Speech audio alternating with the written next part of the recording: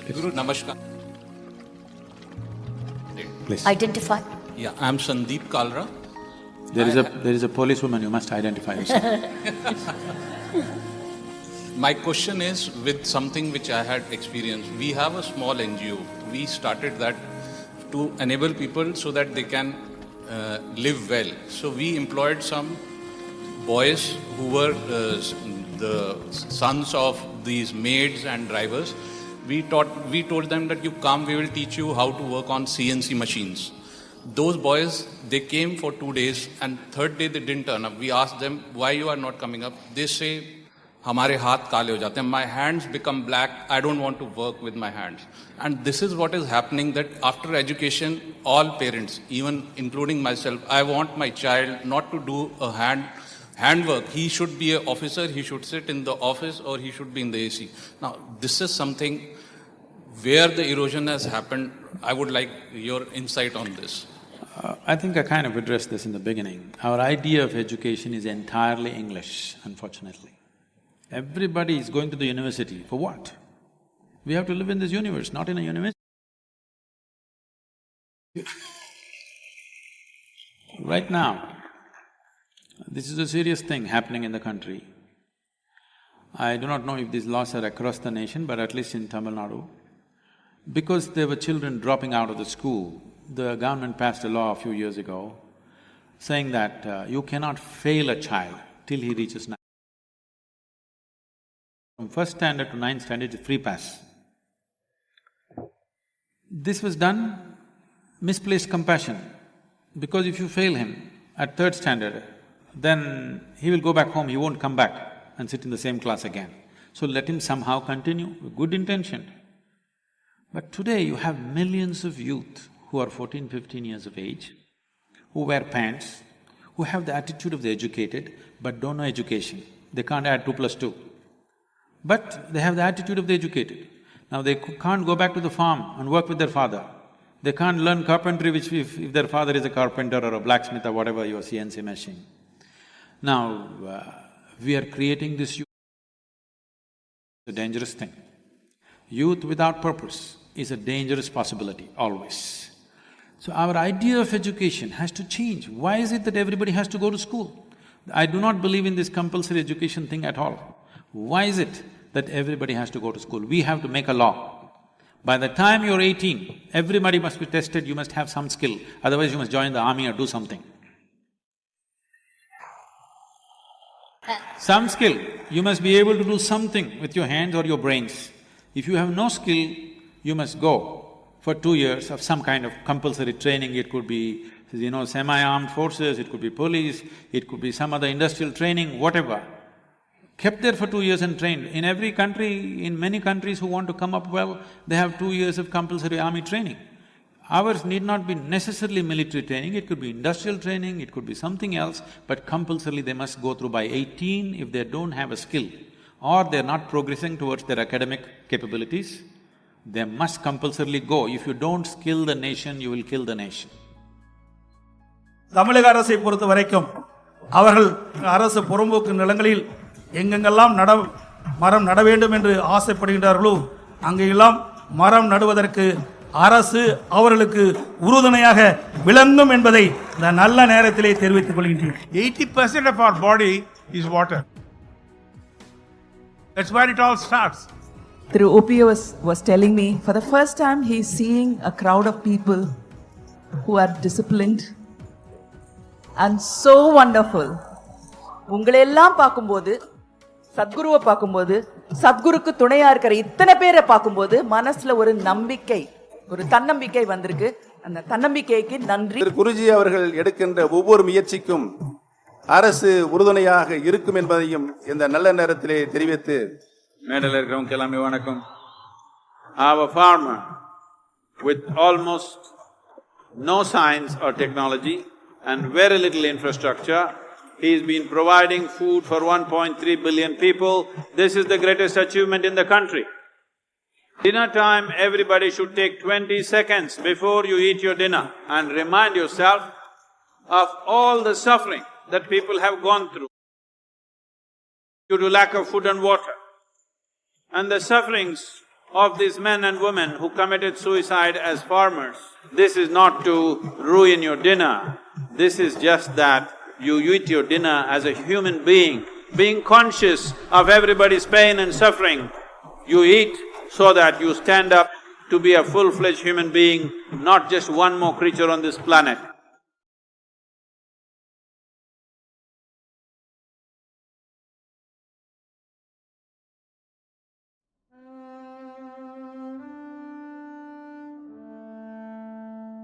Lot of children below 4 years of age clearly remember their past. It's happened many times. Suppose a few lifetimes of memory opened up. You know what a havoc it would cause in your life? You're going to get into lots of trouble, more than you can handle. Guru, how come like a boy with 6 years old, he can remember his last life? He can tell who he is, who's his parent, and after a time he can forget everything. Yes, how come he can remember? He should not remember. Nature has given you this cocoon of life so that you do not remember. It has given you a protective wall so that you do not remember. Because if you remember, you will become a far bigger mess than you are right now. See, these few years of living here, 10, 20, 30, 60 years of living here, people are just struggling with the memories of their life, isn't it? Yes, people have great struggles with these few years of memories. Suppose a few lifetimes of memory opened up. You know what a turmoil and struggle it would cause within you? Just being here, you're still struggling with relationships. You're still not able to forget what happened yesterday, what may happen tomorrow, all these struggles are going on. Suppose you realized, let's say you remember your past lives and you realized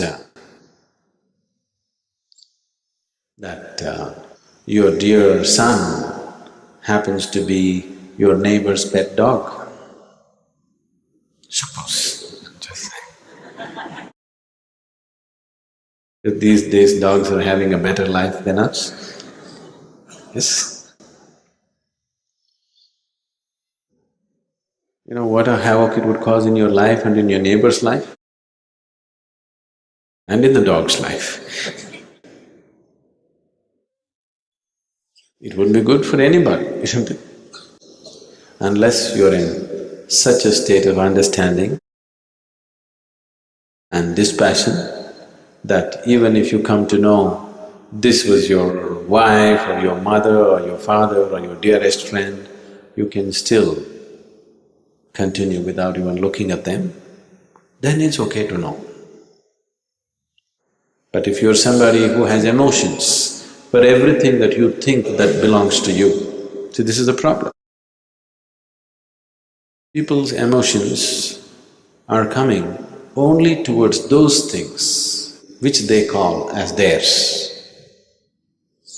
Suppose, let's say, you have never met your father or you have not seen your mother since you were born, or you had not seen your twin brother or a brother or a sister in your whole life. Today, I showed you, see, this is your mother. You have never seen her, you have nothing to do with her. But now, because somebody told you, this is your mother, the moment you say, oh, she's my mother, suddenly emotions burst out. From where?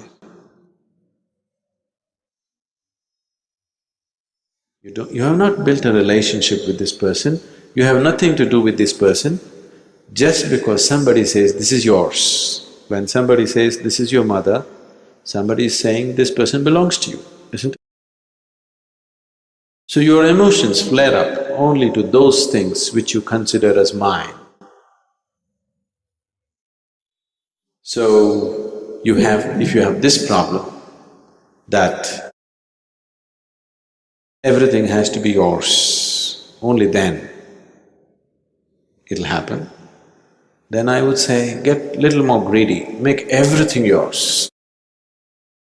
That's what Isha Yoga is about, Anyway, you're greedy. Why be stingy on your greediness? Take it all the way. You, oh my children, I have tremendous feeling. Make everybody yours. What's the problem? Somebody there to stop you? Is somebody there to stop you? If that's your way, take it all the way. Or nobody is yours, that is also fine. It's a harder way, but that is also fine. Nobody is mine is fine. Everybody is mine is fine. This is mine, that is not mine, this is a problem. So, if you remember past lives and you are in this state that this is mine and this is not mine, then you're going to get into lots of trouble, too much trouble, more than you can handle. If you have reached a point, everything is yours or nothing is yours, then it's okay to remember. Then it would be useful to remember. So a 6-year-old boy, just by chance, remembered something. Just sometimes the systems in the nature fail, Some data input mistake. It happens. Such a complex structure, sometimes, it happens. Little bit of mistake, the necessary protection was not created in a particular child. Even if they do, usually before they grow up, they tend to forget. Lot of children below 4 years of age clearly remember their past, but by the time they become 4 years of age, it all dies out. After 4 years of age, they get involved in this life, whatever is around them. Till they're 4 years of age, it is possible in their minds the past could be just going on. I don't know if you're aware of this in India, for a variety of reasons they said this. They say, till the child is 4 years of age, he belongs to God. Only after that, he belongs to you. Because they're saying, because he's running with so many memories, he doesn't belong to anybody at that time. After that, once his memory goes off, he starts relating to everything around him in a deeper way. That's when he begins to belong to you. At least he gives you an illusion that he belongs to you. They'll break it after some time.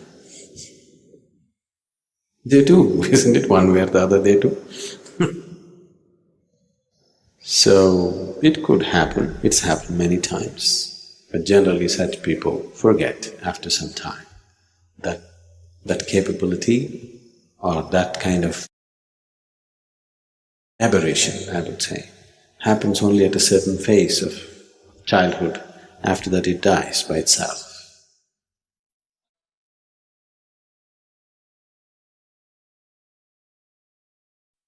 In a world full of cuts, short videos, and distractions, you chose to stay and listen until the end.